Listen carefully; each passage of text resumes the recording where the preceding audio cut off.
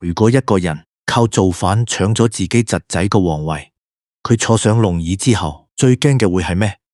有人再造反，大臣暗殺，定係全天下人望住佢，心裏面永遠有一句根本唔應該坐喺度。朱棣就係咁，佢係朱元璋個仔，亦係大明最識打仗嘅藩王之一，但皇位偏偏唔係傳俾佢，傳俾咗佢侄仔朱允炆。於是朱棣做咗一件正常皇朝最忌忍嘅事，叔叔起兵打侄仔，打咗差唔多3年，打到南京皇宮着火，建文帝從此下落成嘅咗。朱棣就咁踩住自己侄仔失蹤嘅陰影坐上皇位。更加誇張係佢之後22年做過嘅事，每一件拎出嚟都夠拍一季劇。拒絕認佢嘅建文鳩臣，大批被殺。方孝孺更加留下中國史上唯一被係十足嘅恐怖傳說。跟住佢修永樂大典，喺北京紫禁城正式將帝國政治中心搬去北方，係鄭和率巨型船隊一次又一次喺入印度洋、南征安南，自己更加5次御家親征蒙古。你話佢冇能力，完全講唔通。但同一個人又喺晚年設立東廠，進一步將皇帝耳目伸入官場。而朝鮮史料更加留下驚人記載，話佢晚年後宮曾經有一次株連接近3000人嘅血案。呢個數字到底真唔真？後面會查。所以朱棣最大嘅迷疏，從來唔係佢係唔係一個好皇帝，而係一個靠篡位上台，手上沾滿血，但又真係將大明推到一個高峰嘅皇帝，到底應該點評價？甚至可以再問狠少少。所謂永樂盛世，究竟係朱棣真係有治國天才，係佢用成個帝國嘅人力、財力同鮮血，替自己寫咗一份巨大到冇人敢忽視嘅皇位資格證明？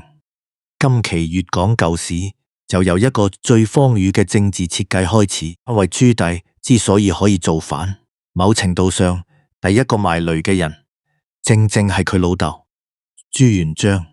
如果大家中意粵講舊史呢種方式，唔係淨係講朱棣好狠、朱棣好勁，而係插埋正史、傳說同後世加戲，再睇一個人點樣喺權力、恐懼性格同時代入面一步一步走到人生最後，記得訂閱頻道，開埋通知。因為朱棣呢一生真係幾乎每走一步都同一句說話有關。我要證明我坐呢個位係啱嘅。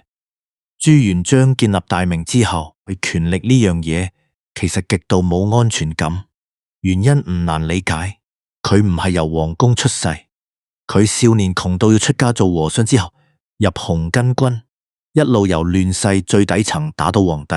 呢種人生教識佢一件事：今日叫你大哥嗰個，聽日可以插你一刀；今日同你一齊打天下嗰個，後日可能就想坐你個位。所以朱元璋稱帝之後，一邊建立制度，一邊瘋狂放權臣。胡惟庸案之後，更加廢除丞相，中書省權力被拆，6部直接對皇帝負責。簡單講，所有重要權力盡量收返去老朱自己手上。但問題又嚟，帝國咁大，尤其北方仲有蒙古勢力，皇帝一個人坐南京邊境點算？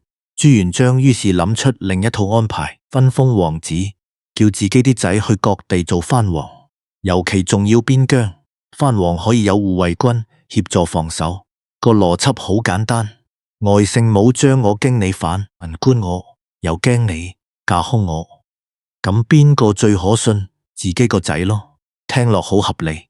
問題係朱元璋漏咗一樣，自己個仔都有可能反。而所有仔入面最有條件反嗰個就係第四子朱棣。1370年，10歲嘅朱棣被封燕王，大約10年後正式就返北平，即係今日北京一帶。北平唔係普通封地，北面就係蒙古勢力活動區，軍事壓力非常實際。朱棣長年接觸邊軍，將領軍糧，塞外作戰，亦多次參與對蒙古軍事行動，慢慢建立自己喺北方嘅軍事班底。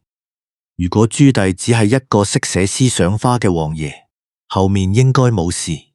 偏偏佢真係識打。更加麻煩係，同原本應該繼承皇位嗰個人突然死咗。朱元璋原本指定嘅接班人係長子朱標。朱標同朱元璋性格差好遠，老豆殺氣騰騰，個仔相對仁厚。朱元璋其實花咗好多心力培養朱標，政治班底、名分全部做好。正常情況，朱標繼位，朱棣繼續守北方，故事完。但1392年，朱標先過身，問題即刻出現：皇位俾邊個？照邊個最能打嘅邏輯，朱棣確實好搶眼。但皇位繼承從來唔係公司請 CEO， 唔係邊個 CV 勁就邊個上，真正決定一切嘅係名分。朱元璋最後冇趕朱棣，而係立朱標個仔朱允炆做皇太孫。因3918年朱元璋死，朱允炆登基，即係建文帝，叔叔朱棣繼續做燕王。表面好和平，實際上呢個局由第一日已經好危險。因為年輕皇帝望住四周，周王係叔叔，代王係叔叔，襄王係叔叔，齊王係叔叔，燕王又係叔叔，一班叔叔各有王府，護衛人馬。當中朱棣仲要識打仗。如果你係建文帝，你瞓得着，所以建文帝登基後，好快推動削藩，幾位藩王先後被削奪拘禁或者流放。襄王朱柏甚至喺巨大壓力之下舉家自焚。站喺建文帝角度，其實完全講得通。皇帝要中央集權，藩王軍事勢力太大，本身就係制度炸彈。問題只係你拆炸彈嗰陣，有一粒炸彈識自己跑，仲識帶兵。朱棣因399年，朱棣正式起兵，但佢唔會話：大家好，我今日要造反，搶侄仔個皇位。政治永遠需要包裝。朱棣打出嘅名義叫靖難，大概係皇帝本身冇問題，壞嘅係皇帝身邊嗰班奸臣。我呢個做叔叔嘅唔係造反，我係入京清君側。呢套說法其實好高明，因為如果朱棣一開始直接講我要做皇帝，跟佢嗰班人全部即刻變反做。但如果講我係奉祖宗家法救皇帝，殺奸臣，至少仲有一層政治包裝。於是靖難之役爆發，一邊係掌握中央政府同全國資源嘅建文朝廷，另一邊係以北平為基地，軍事能力極強嘅燕王朱棣。理論上中央應該贏，但打仗最怕一樣，紙面實力好靚，恨罷指揮一塌糊塗。朱棣本人長期喺北方軍事環境打滾，被騎兵、戰場節奏、將領使用都更熟。建文政府雖然兵多人多，指揮卻多次失誤。3年內戰之後，戰局一路反轉，去到1402年，燕軍殺到南京，金川門打開，朱棣軍隊入城，跟住發生整件事最神秘一幕：皇宮起火，建文帝朱允炆唔見咗。官方版本係建文帝喺大火中死咗，據稱火場揾到遺體之後，亦按照皇帝身份處理。但問題係建文帝個人結局一直留低大量疑點。幾百年嚟，民間傳聞多到可以開宇宙。有人話佢走密道，有人話佢削髮為僧，有人話逃去雲南，甚至有傳書將鄭和下西洋都扯埋落去，話朱棣派鄭和其中一個秘密任務係搜尋建文帝。後面呢啲故事都冇足夠證據可以當史實。真正可以講嘅只係南京宮殿陷落並發生火災。朱棣方面宣布建文帝已死，但建文帝最終命運後世一直存在疑問。而呢個冇屍體可以令所有人100%安心嘅結局，對朱棣嚟講其實非常麻煩，因為皇位坐到正統性未必坐可到。你可以用軍隊攻入南京，但你冇辦法用軍隊攻入每個讀書人個腦。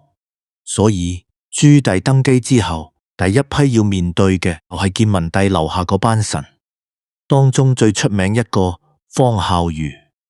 方孝孺係當時非常有名望嘅儒臣，建文朝好多重要文書都同佢有關。朱棣入南京之後，其實好需要方孝孺，唔係因為方孝孺識打仗，而係因為佢個命值錢。試諗下，如果連建文帝最重要嘅儒臣之一都肯替朱棣寫職位參書，效果係咩？等於同天下讀書人講，連佢都認。所以朱棣叫方孝孺草擬揸書，跟住就出現歷史上最有名嘅君臣對話之一。明史記載，朱棣話自己只係想學周公以助成王。方孝孺直接反問：成王安在？即係你話你做周公，咁真正嘅皇帝喺邊？朱棣答：建文帝自焚死咗。方孝孺再追：咁點解唔立佢個仔？朱棣話：國家需要年長君主。方孝孺再追：咁點解唔立佢細佬？到呢度，朱棣基本已經俾人問到政治版 error 4用死，最後只可以講此朕家事，即係我朱家嘅事，你唔好再問。阿弟仍然要佢寫朕書。方孝孺將筆掉落地，邊哭邊鬧，要殺就殺，朕書我唔寫。最後朱棣下令將佢處死。明史寫貪諸事係非常殘酷嘅極刑。方孝孺宗族親友亦有數百人受牽連而死。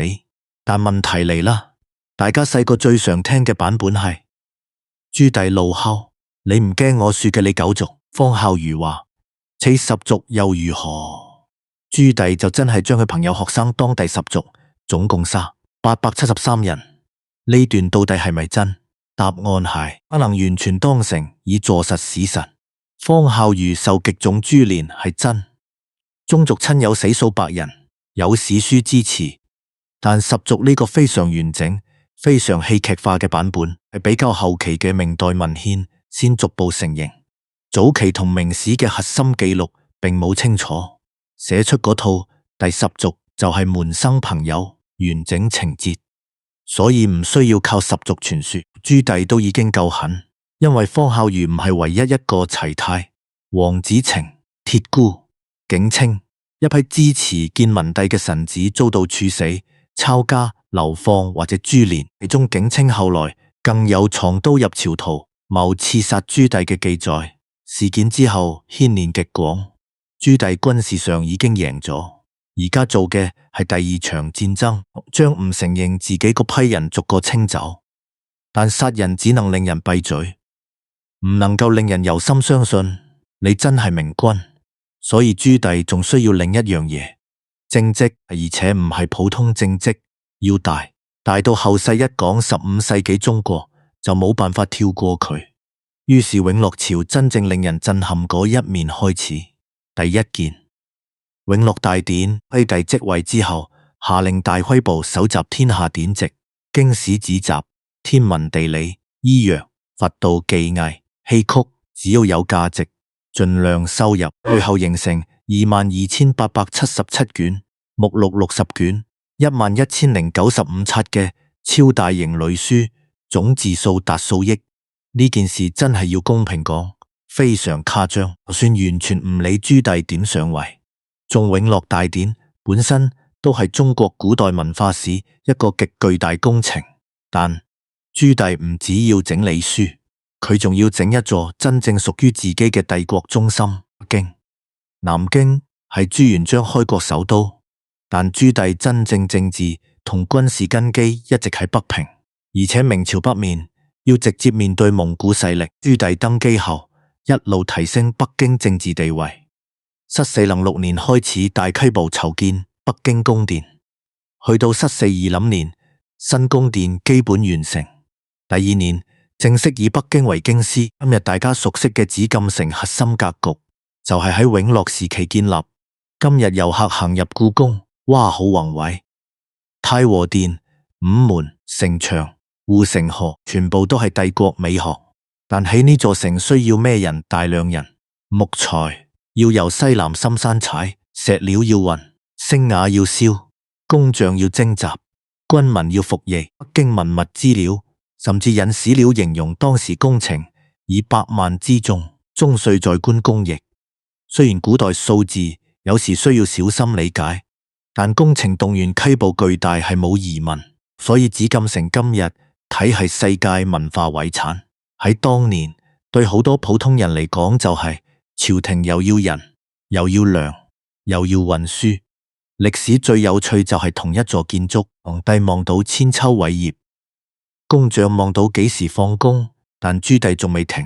陸地有北京，文化有永樂大典，海上就有鄭和。康熙05年開採，鄭和奉命率大型船隊出使西洋，去東南亞、印度洋、波斯灣一帶。之後船隊活動甚至去到東非沿岸。整個鄭和航海由1405年一路延續至1433年，一共有7次大海步航行，其中前6次主要發生喺永樂朝，第7次係宣德年間再啟航，所以唔好再用鄭和係去發現新大陸呢種現代探險家框架理解。佢哋去嘅好多地方本身早已有海上貿易網絡，真正目的包括外交、朝貢秩序、貿易，展示明朝國力。講白啲，朱棣將一支巨大船隊開到你屋企門口，上面帶住師爺、瓷器官員、翻譯士兵，然後笑住問大家交個朋友。呢種朋友確實好有氣勢。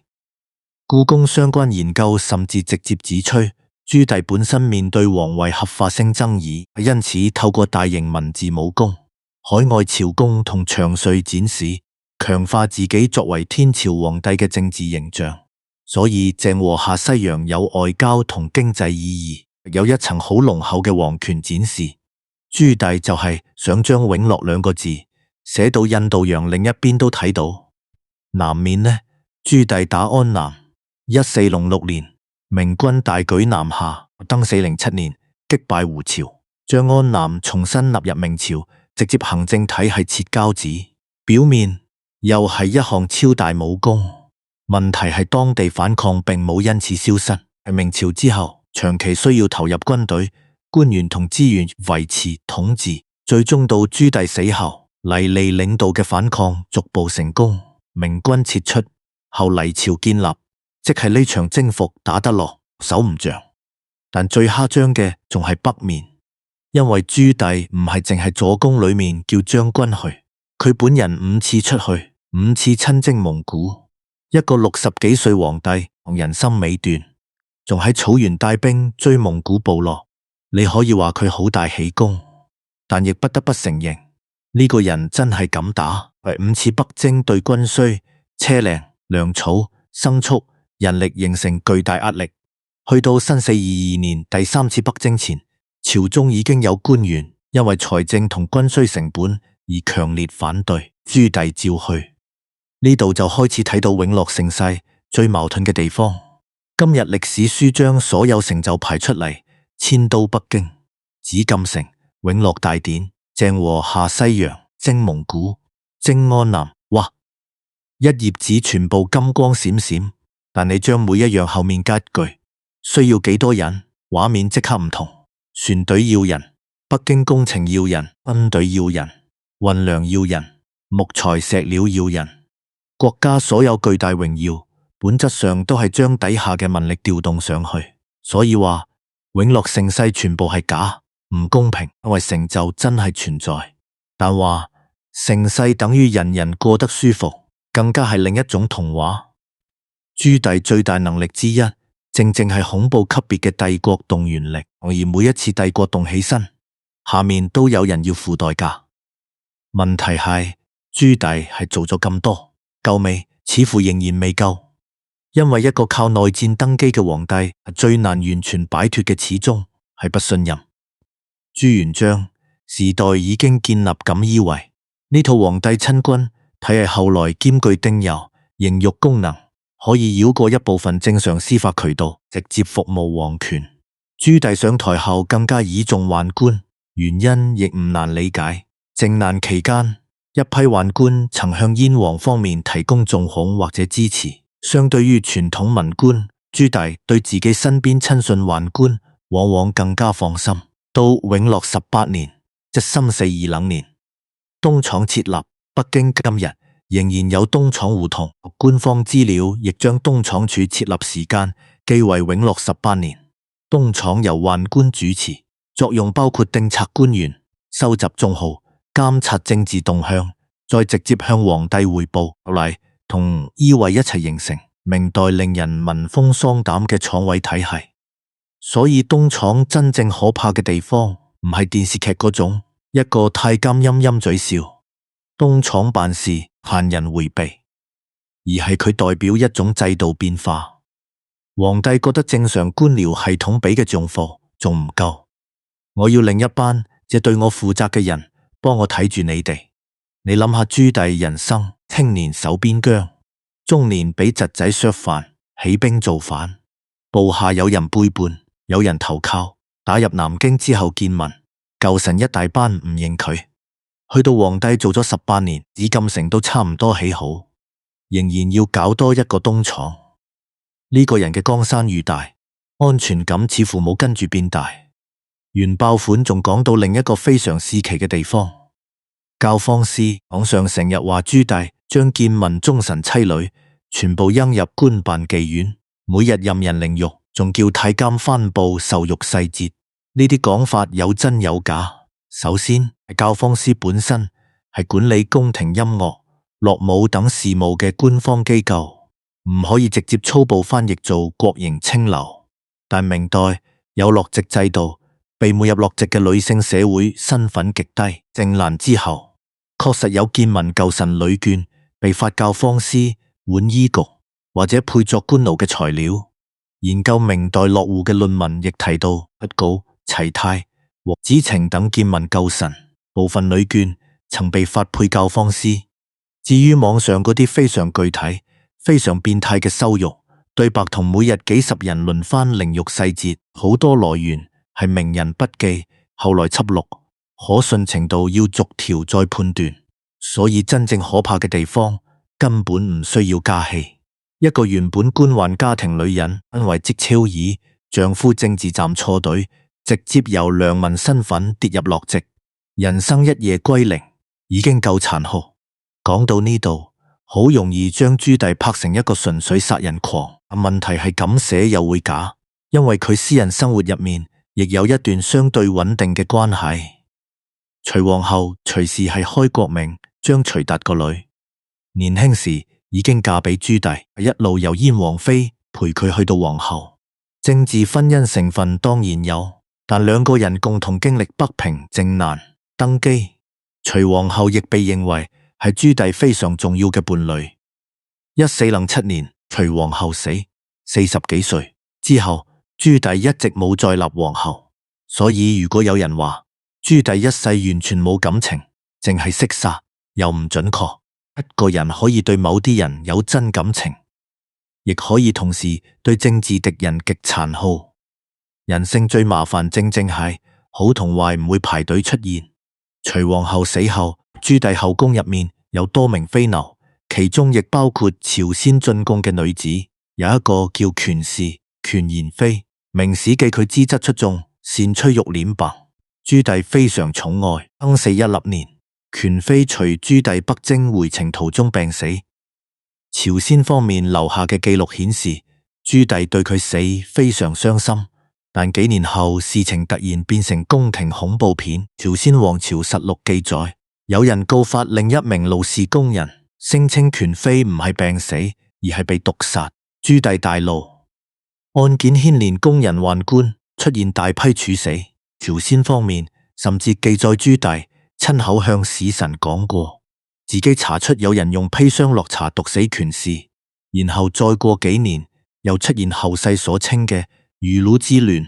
朝鮮王朝實錄後來留下非常恐怖嘅說法，朱棣因後宮宮女妃嬪同宦官之間嘅私通誣告謀害疑雲，展開大閪部清洗，援助人數甚至去到2800。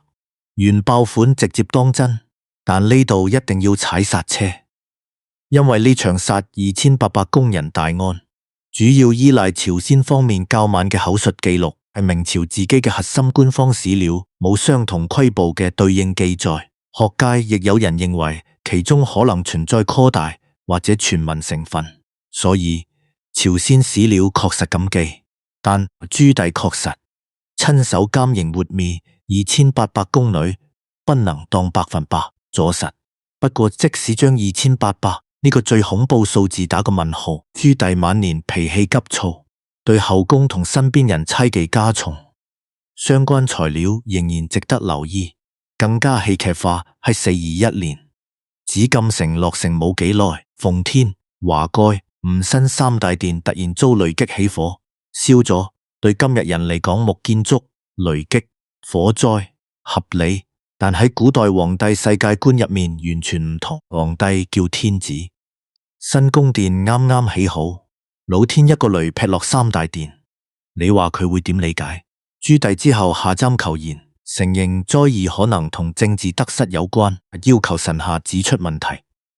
呢一刻其實幾有意思，一個靠刀打出皇位，殺過咁多人，起咗天下最大功臣之一嘅皇帝，去到晚年見到雷劈宮殿，仍然會問係咪老天對我有意見？但朱棣冇因此退休，更加冇放低軍事野心，佢又返去自己最熟悉嘅地方北方。1422年第3次北征，英世23年第4次，英世24年朱棣已經60幾歲，第5次。一個古代60幾歲老人唔係去中和園陳運，係帶兵出修。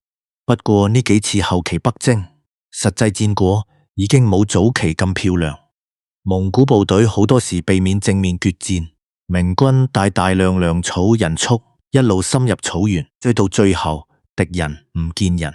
呢種仗其實最燒資源，但朱棣仍然去，因為如果將佢一世睇晒，你會發現呢個人最熟悉嘅狀態根本唔係安穩，係行軍。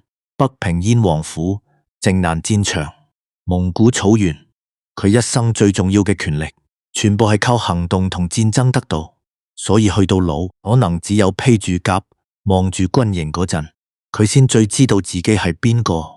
1424年第5次北征回師途中，朱棣病重，8月死於榆木村一帶，享年64歲。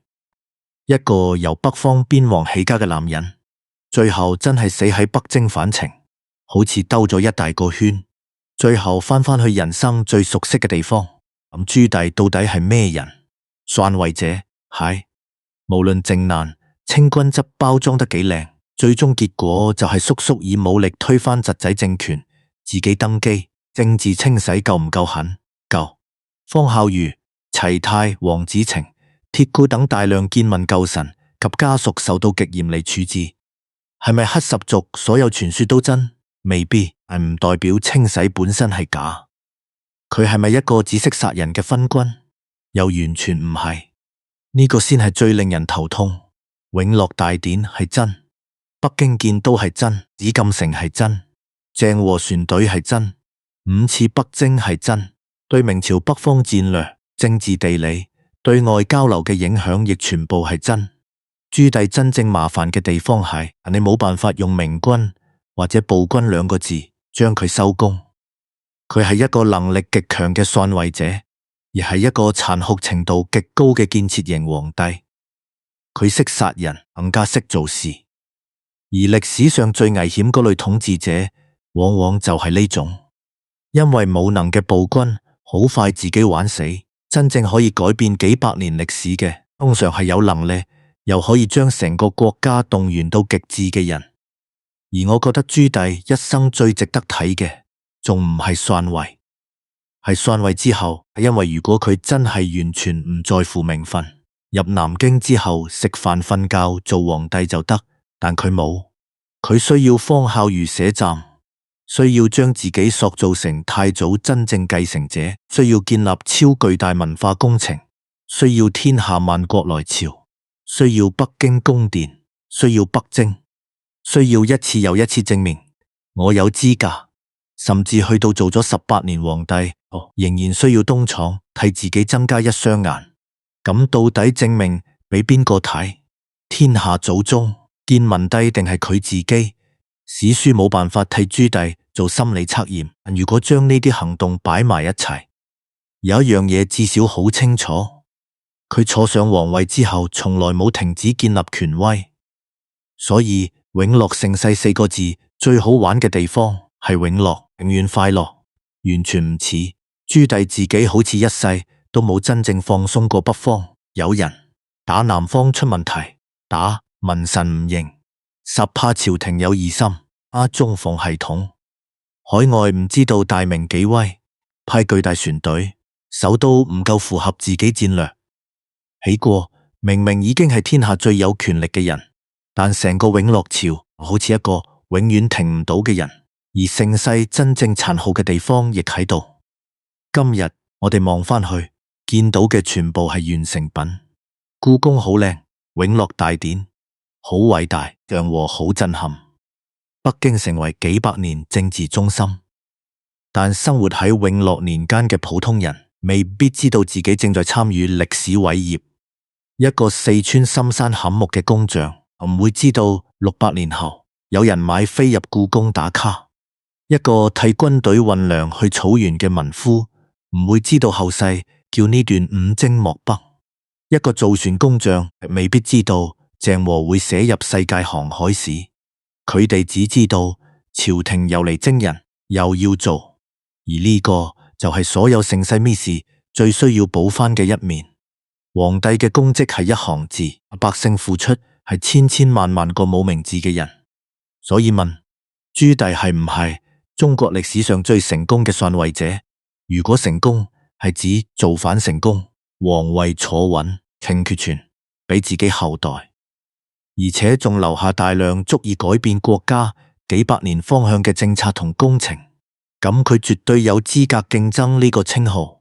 但如果問佢有冇真正洗甩篡位呢兩個字，似乎冇，因為去到600年後，我哋講朱棣，第一件事仍然係靖難之役，仍然會問建文帝去咗邊，方孝孺係咪真係被啟十族？即係朱棣用22年建立咗紫禁城、永樂嘅大典、遠洋船隊、北方戰功，但建文帝嗰場火仍然喺佢身後燒，可能呢個先係歷史最狠嘅地方。你可以控制當時官方寫乜，可以叫所有大臣跪，可以叫船隊去到非洲東岸，可以將宮殿起到全天下最大，你控制唔到600年後嘅人。第一個問你咩問題？呢度係粵講舊史。如果大家中意今期呢種方式，唔淨係用千古一帝或者殘暴篡位者一個標諗收工，而係將朱棣做過嘅大事，佢付出嘅代價，同後世越傳越誇張嘅故事逐樣拆開。記得訂閱頻道，俾個 like 支持一下。留言區亦想問大家一個問題：如果你完全唔理朱棣嘅皇位係點嚟，只睇佢登基後22年嘅政績，你會唔會覺得佢係明朝最強皇帝之一？定係皇位本身就係靠內戰同鮮血搶翻嚟，所以後面無論起幾多宮殿、編幾多本書，都洗唔甩第一寶。仲有一個方孝孺處十族呢個傳說，你以前係咪一直當成100%正史？